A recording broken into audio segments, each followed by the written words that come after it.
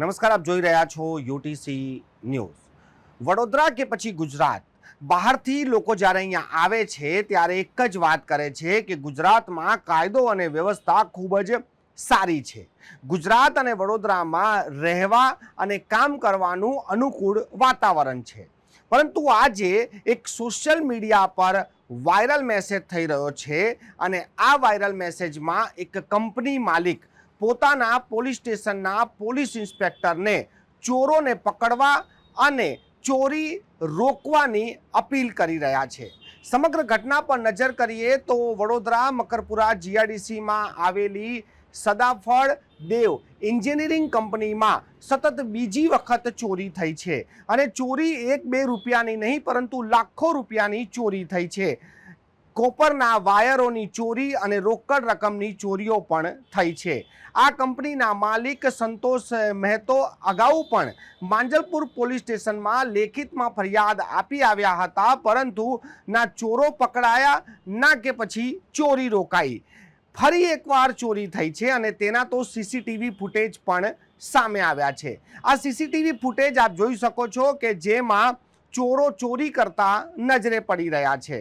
હવે સંતોષ મહેતો જેવો મકરપુરા જીઆઈડીસીમાં પોતાની કંપની ચલાવે છે તેઓ ખૂબ જ પરેશાન છે।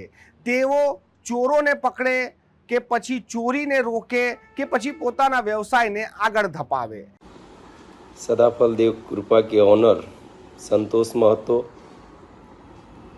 हम काफ़ी चिंतित हैं कि हमारी कंपनी में बार बार ये चोरी का वारदात हो रहा है और हमेशा हम पुलिस को कंप्लेन देते हैं, किंतु पुलिस इस पे उचित कार्रवाई नहीं कर रही है।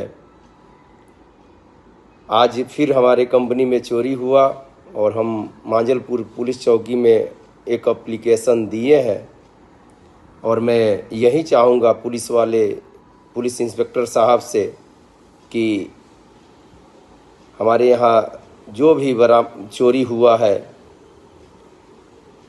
सामान उसको बरामद करें और इस पे जल्द से जल्द कार्रवाई करें, क्योंकि इस चोरी के लेकर हम काफ़ी चिंतित हैं और काफ़ी सारा मटेरियल, कपड़ का तार, मशीन, कैश,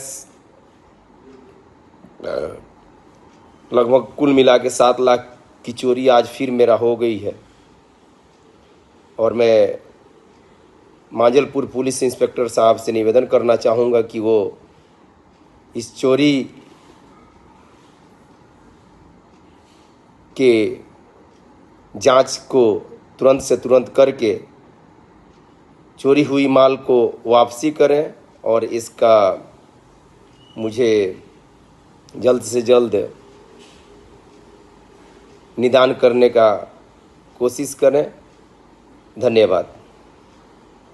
જે પોલીસનું કામ જ છે કે કાયદો અને વ્યવસ્થાની જાળવણી કરવી, તે જ પોલીસને હવે કંપની માલિક સોશિયલ મીડિયા પર વિડીયો મૂકીને અપીલ કરી રહ્યા છે।